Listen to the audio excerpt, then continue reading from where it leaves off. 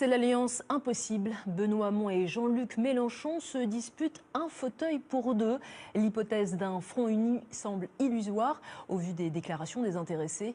Le candidat de la France insoumise trace sa route détaillant aujourd'hui le financement de son programme. Il l'a fait pendant 5 heures d'affilée au travers de sa propre chaîne YouTube. Cécile Claveau et Pauline Juvigny. Pour son programme chiffré, Jean-Luc Mélenchon a choisi son propre média. Une émission de 5 heures diffusée ce dimanche sur sa chaîne YouTube dans laquelle il détaille plusieurs mesures.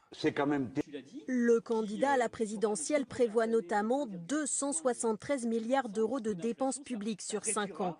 Cette somme servirait à relancer l'économie et l'emploi, lutter contre la pauvreté ou encore développer les logements sociaux. Ce programme, Jean-Luc Mélenchon devrait le porter seul, avec son équipe. Depuis plusieurs semaines, un rapprochement avec Benoît Hamon paraît de plus en plus impossible.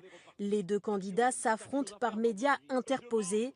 Vendredi, Jean-Luc Mélenchon semble avoir définitivement fermé la porte à une alliance. Je n'ai pas l'intention d'aller m'accrocher à un corbillard. De son côté, le candidat du Parti socialiste a dénoncé ce matin les conditions de ralliement proposées par le candidat de la France insoumise. Des conditions qui sont des conditions fortes. C'est vrai que si on fait du covoiturage et qu'on décide que l'on conduit, la couleur des sièges et que les autres descendent au premier feu, ça marche rarement le covoiturage dans ces conditions-là. Désormais, le Parti socialiste ne compte plus que sur une union avec les écologistes. Un accord pourrait être officialisé cette semaine avec Yannick Jadot. Présidentielle toujours avec l'un des favoris du second tour, Emmanuel Macron, candidat qui a semé le trouble cette semaine avec ses propos sur le mariage pour tous et sur la colonisation en Algérie, qualifié de crime contre l'humanité. Cela a fait réagir encore aujourd'hui. Écoutez Jean-Pierre Raffarin. Je m'interroge sur son courage. Dire les crimes contre l'humanité en Algérie et expliquer les bienfaits de la colonisation à Toulon, je trouve que c'est aller dans le sens du vent. Je pense que ça ne fait pas partie de ce qui peut caractériser la dimension d'un homme d'État qui doit naturellement aujourd'hui laisser les cicatrices de l'histoire de côté, laisser les historiens parler et se consacrer au redressement de la France. Il est l'un des premiers à s'être rallié à Emmanuel Macron. Le député socialiste Richard Ferrand est l'invité du Soir 3 Week-end. Merci de nous retrouver. Alors vous êtes en première ligne auprès de votre candidat et cela depuis un petit moment. Le mouvement En Marche, dont vous êtes le secrétaire général. Dites-moi, quelle semaine pour Emmanuel Macron? On peut dire les vrais premiers couacs. Qu'est-ce que c'est l'ivresse des sommets? Non, je ne crois pas qu'on puisse parler de couac. Emmanuel Macron a eu l'occasion de dire comment il qualifiait les drames qui se sont déroulés pendant la colonisation. Et comme disait Albert Camus, à mal nommer les choses, on rajoute au malheur du monde. Emmanuel Macron, il nomme les choses. Ensuite, il a expliqué clairement que son but n'était pas de blesser qui les rapatriés, qui les harkis, etc., mais que simplement, si l'on voulait construire un avenir avec les pays du Maghreb et singulièrement l'Algérie, alors il fallait être clair sur l'histoire. Sur le mariage pour tous. Oui, dites-moi, les manifestants, oui, de la manif pour tous, est-ce que les homosexuels, les LGBT, est-ce qu'ils n'ont pas été offensés, blessés par les insultes qui se sont multipliées lors de ces événements? Bien sûr. Christiane Taubira, comparée à Anne Guenon. Vous savez, moi j'ai voté cette loi, j'ai soutenu dans tout son combat Christiane Taubira et Emmanuel Macron aussi.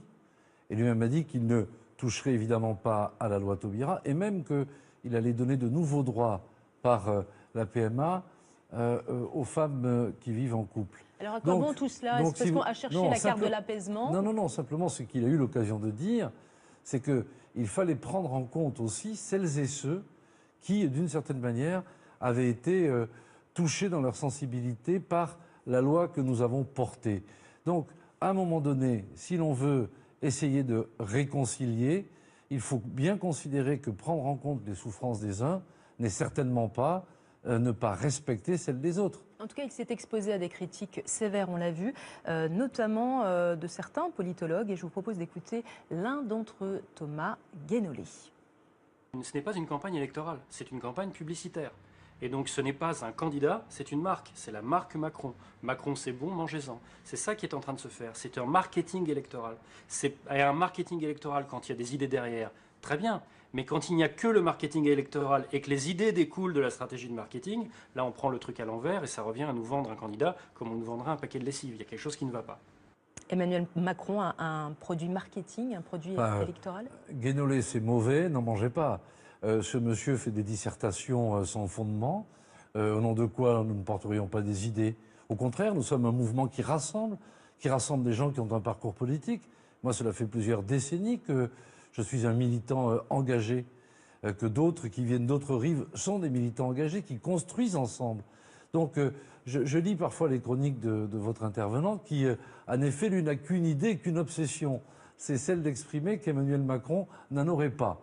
Mais écoutez, il ferait mieux de venir participer à nos travaux, j'en reviens, ou à nos meetings, et peut-être qu'il arrêterait de répéter toujours la même chose un peu stupide. Pour Alors vous parlez des soutiens. Alors justement, est-ce qu'un candidat centriste, est-ce qu'il peut l'emporter au sein de notre Constitution, de cette 5e République? Est-ce que c'est possible? Pour Emmanuel Macron n'est pas un candidat centriste, c'est un candidat central, dans le sens que sur la base de l'offre politique nouvelle qu'il a fait émerger, sur la base d'une démarche nouvelle que nous avons conduite, eh bien, un rassemblement se fait avec des socialistes, avec des progressistes du centre, avec des progressistes de la droite qui ont décidé, au fond, de se dire que nous devions apporter des solutions sur lesquelles nous étions d'accord.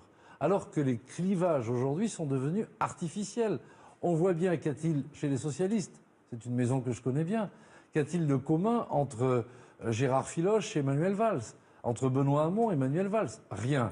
Qu'a t il de commun à droite entre Mme Morano et Mme Kosciusko-Morizet? Rien. Donc il est temps qu'aujourd'hui, plutôt que de rester clivés pour gérer au fond les intérêts d'un camp, eh bien des rassemblements s'opèrent pour apporter des réponses au pays. C'est cela la démarche qui est la nôtre. Et c'est cela que nous proposons aux Françaises et aux Français. Ce n'est pas le centrisme. Des propositions, il en fera état dans quelques jours. Les contours se dessinent un petit peu, notamment sur la sécurité. Dites-nous des choses très concrètes dont les électeurs ont besoin déjà pour se nourrir du débat intellectuel. Bien, écoutez, sur les propositions que nous avons faites, il y en a de très claires. Sur le travail, par exemple, dire il faudra désormais non seulement que les cotisations salariales baissent pour que le brut et le net se rapprochent, les cotisations patronales, mais aussi que l'allocation chômage soit ouverte après 5 ans d'activité à tout le monde, aux indépendants, aux agriculteurs, mais aussi aux démissionnaires. Voilà qui est concret. En matière d'éducation, sur l'ensemble des quartiers défavorisés, où on constate un fort taux d'échec, avec 20% de nos enfants qui, arrivés au CM2, n'ont pas les savoirs fondamentaux.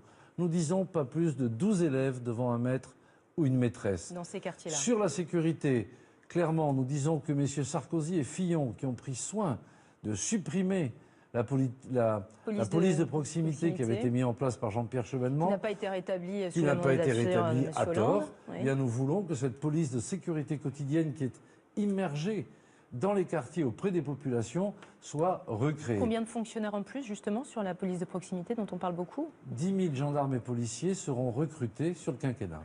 Dernière petite question qui vous concerne. Vous êtes député socialiste de Bretagne. La législature approche, la députation approche donc au mois de juin. Vous serez candidat PS, En Marche. Est-ce que vous êtes menacé, justement? Non. Moi, je suis un socialiste En Marche. Et 80% des militantes et des militants de ma circonscription, qui est une circonscription qui va de Carhaix jusqu'à Crozon et Ouessant, vous voyez, dans la plus belle circonscription de France, eh bien, à 80%, ils m'ont redonné leur confiance.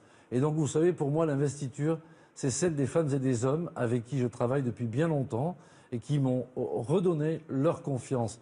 Après que le siège parisien du Parti socialiste en décide autrement, cela m'importe peu. C'est la légitimité du terrain et celle-là seulement qui m'importe. Affaire à suivre. Et avant cela, il y aura bien évidemment une échéance suprême. Merci à vous d'avoir accepté l'invitation du Soir 3 Week-end. Dans l'actualité présidentielle, toujours le sondage du jour porte sur la candidature de François Fillon. Regardez, 65% des sondés s'expriment contre son maintien. En revanche, 70% des sympathisants du parti Les Républicains y sont favorables. La visite de Marine Le Pen au Liban, la chef de file de l'extrême droite, est arrivée ce soir à Byblos. Elle va s'entretenir pour la toute première fois avec un chef d'État étranger, à savoir le président Michel Aoun. Après les échecs de ses déplacements au Canada et aux États-Unis, cette visite est un enjeu fondamental pour la candidate à la présidentielle en quête de crédibilité sur la scène internationale. Stop à la corruption des élus, voilà ce qui a motivé